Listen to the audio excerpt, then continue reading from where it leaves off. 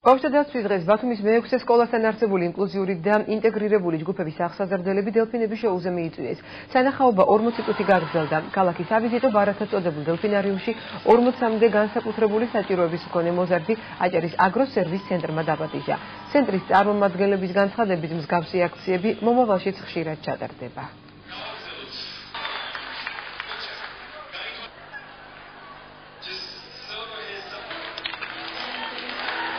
ძალიან მაგარი იყო, პირველად ვიყავი დელფინარიუმში, ძალიან ბევრი ემოცია მაქვს ახლა, ძალიან მომეწონა, ძალიან ყველაფერი კარგი იყო.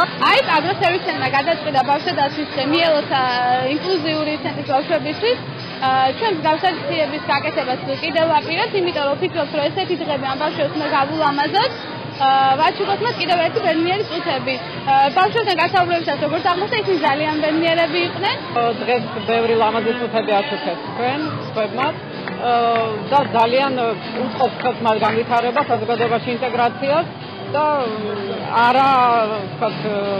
არ არის ცოტა რაოდენობა ამ ბავშვებისა და საზოგადოებამ აუცილებლად მხარდაჭერა უნდა გამოუცხადოს და ეს ერთ-ერთი მაჩვენებელია იმისა, რომ ბათუმის საზოგადოება უკვე ზრუნავს ამ ბავშვებზე.